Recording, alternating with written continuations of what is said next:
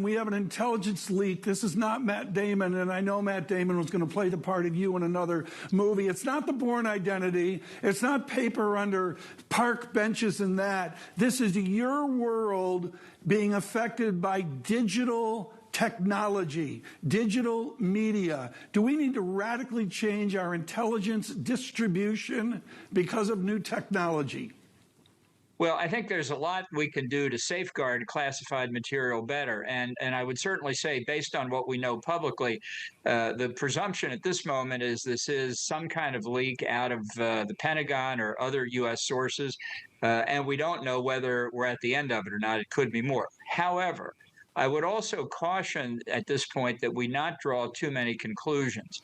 This could be an influence operation by somebody, we don't know who. And once you get into the world of counterintelligence, it makes being in a hall of mirrors look easy. It's very complicated, and depending on how sophisticated the actor might be, really can wrench your mind around. So we've seen some anomalies in what's been reported. Just this morning in South Korea time, the government there said that the information that looked to be leaked about their consideration of selling artillery shells to Ukraine was false.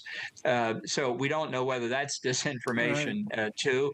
But all I'm saying is, while I don't have any basis on which to contest what seems to be the case, that this is a U.S. leak and therefore a huge U.S. problem, I just think we need to be very careful before we jump to too many conclusions. I look at this, Ambassador. I'm going to do an audible here, and it's just a general question for the American public, not Republican, not Democrat. In your experience, how removed is the intelligence community's process and day-to-day grind from the way it's perceived by Hollywood? Is Hollywood accurate, or are they just off the mark on a movie-by-movie basis? Well, the Hollywood movies are very exciting, and some of that does occur, but we collect huge amounts of intelligence through what we call euphemistically national technical means, meaning electronic and other forms of surveillance. Frankly, we need a lot more human intelligence collection than we have, and we need a greater clandestine operations capability than we have. I think Puritans in the foreign policy establishment have looked down on clandestine operations for a long time. We're in a very dangerous world. We could use a lot more. But it's something I think Americans, if they really knew what our intelligence collection capabilities were, would be very proud of what we're able to do.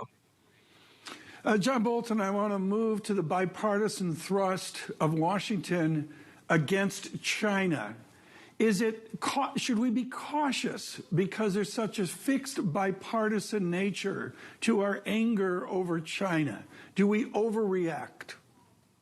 Well, I don't think we've overreacted yet. I agree with you that there's certainly an unusual character of the bipartisan nature of the concern about China, but I do think the underlying concern is warranted.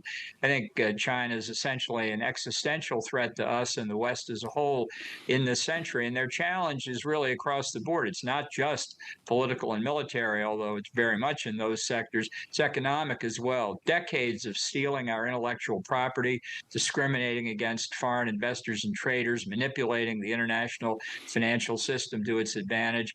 There's a lot that's gone on for a long time. We're just really beginning to appreciate and catch up to. So I think the bipartisan concern here is warranted. Among others, he's talked to James Stavridis, of course, a former admiral, about a Pacific Rim build-out. I know that the United States has a new dialogue with the Philippines, among others. Does Bolton suggest that we need to rebuild out our military in the Pacific Rim, not just for Taiwan, but also for the South China Sea? I think we need to rebuild it across the board. I think the next American president needs defense budget increases in the range of what Ronald Reagan did during his presidency, maybe even more. I think that implies even greater cuts to domestic spending to get our deficit down. But let's be clear, we've been asleep at the switch for a long time here. Going back to the end of the Cold War, people said it was the end of history. We had a peace dividend. We've got to put all that behind us. We face a very wide range of threats. Let's just take the Pacific.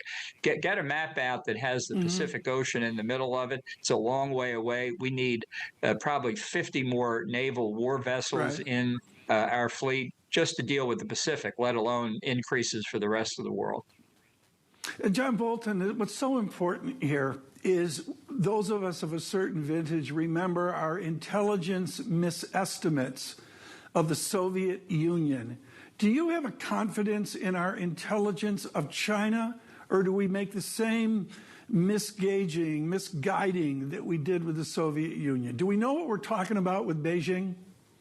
Well, I think we've got pretty good estimates on key areas. Some of it's visible to us already. Their capabilities for offensive cyber operations, for example, the military buildup that they've undertaken in anti-access area denial weapons to push us back from the western shores of the Pacific, their anti-satellite weapons capabilities to blind our eyes in the sky in time of crisis or conflict. That evidence is out there, as is the evidence of things like weaponizing what otherwise look like commercial companies, Huawei, ZTE. They're not telecommunications firms. They're arms of the Chinese state trying to take control of fifth-generation telecommunications.